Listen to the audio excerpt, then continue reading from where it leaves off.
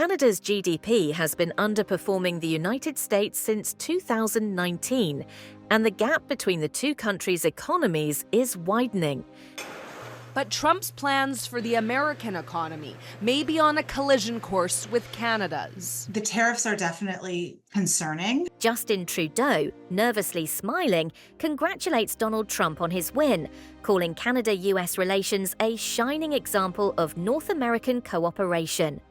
All while praying Trump doesn't slap a fresh batch of tariffs on maple syrup and hockey sticks. I look forward to working with President Trump once again to strengthen North American economic opportunity. I recently moved from Canada, and I can say one thing. America is great. Canada is screwed up. Charlie Kirk shares his perspective on Canada, expressing dissatisfaction with the current state of the country and suggesting that it is screwed up. He criticizes Prime Minister Justin Trudeau, stating he would deport him if he were in power, indicating a strong disapproval of Trudeau's leadership.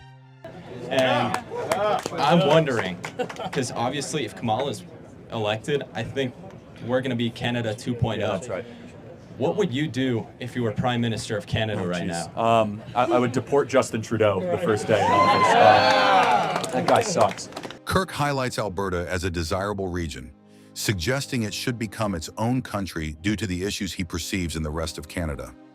He argues that their politeness and welcoming nature may contribute to the country's problems, particularly regarding immigration and free speech. Canada's a real problem, man. I mean, because I would basically allow Alberta to become its own country. I lived in Alberta too, so yeah. Edmonton or Calgary. Yeah, the two best parts of Canada are Edmonton and Calgary. Beautiful country too. It's amazing. Thank you.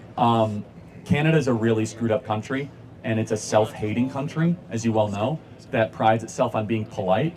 And this is a great lesson for those of us in the West, that your favorable characteristics of being polite, nice, and welcoming can also be your downfall.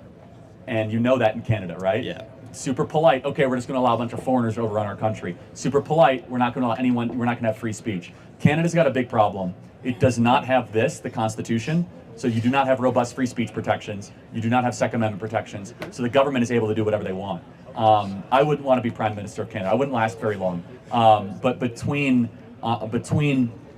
Ottawa, Toronto, and Vancouver, you have some of the most liberal cities on the planet, as you well know. Canada, I think, is bringing in like half of its population in the next decade in immigrants. It's just not sustainable. I know. It's too bad. It was a once great country. Canada has fallen. I know. I'm thankful that I moved here, though. Do you have a U.S. citizen? Yes. Oh, good for you. Thank you. That's awesome. Yeah. Welcome. I was born in America, but then I moved to from California. You won the lottery. I know. God bless, man. Right. Thank you. Glad you're here. Thank you.